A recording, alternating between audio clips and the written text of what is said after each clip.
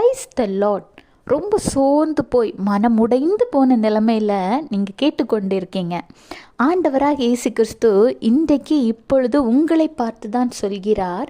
ஏசாயா 27:6, யாக்கோபு வேர் பற்றி இஸ்ரவேல் பூத்து காய்த்து உலகத்தை பலனால் நிரப்பும் நாட்கள் வரும். ஆமாங்க, உங்களுடைய வாழ்க்கையை எடுத்து பார்த்தீங்கன்னா ஒன்றுமே இல்லை, ரொம்ப பிளாங்காக இருக்குது. குடும்பத்தில் ஒரு சந்தோஷம் இல்லை, சமாதானம் இல்லை, மன மகிழ்ச்சி இல்லை, ஒரு பொருளாதாரத்தில் ஒரு ஆசீர்வாதம் இல்லை, உங்கள் கணவன் மூலமாகவும் மனைவி மூலமாகவும் ஒரு சந்தோஷமோ ஒரு சமாதானமோ இல்லை. ஏதோ இந்தியா பாகிஸ்தான் மாதிரி சண்டை போட்டுக்கொண்டு இருக்கீங்க. இதனால் உங்கள் பிள்ளைங்க பாதிக்கப்படுறாங்க. பிள்ளைங்களுக்குள்ள ஒரு சமாதானம் இல்லை. உங்களுக்கும் பிள்ளைகளுக்கும் இடையே இருந்த ஒரு அழகான அன்புங்கிறது உடைந்து போய் உங்கள் டென்ஷனால் ப்ரெஷர்னால் வீடு ஏதோ மாதிரி இருக்குது. என்னுடைய வாழ்க்கை எப்படி இருக்குது அப்படின்னு நீங்கள் யோசித்து பார்த்தீங்கன்னா ஒன்றுமே இல்லை.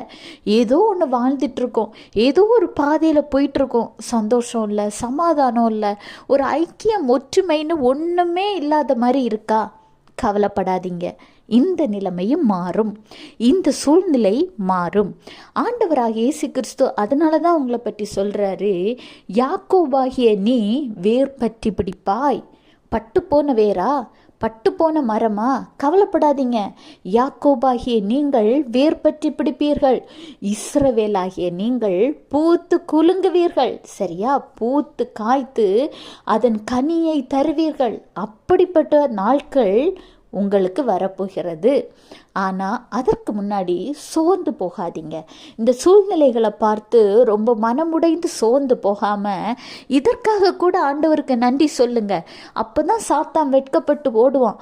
நான் இவங்களை இவ்வளோ கடினமாக கஷ்டப்படுத்தின பிறகும் ஆண்டவர் மீது இவ்வளோ விசுவாசமாக இருக்கிறாங்களேன்னு சாத்தான் வெட்கப்பட்டு ஓடுவான்.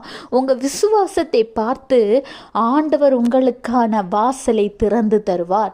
அவர் திறந்த வாசலை உங்களுக்கு வைத்திருக்கிறார். அதை ஒருவனும் பூட்ட முடியாது. Have a blessed day. Jesus bless you.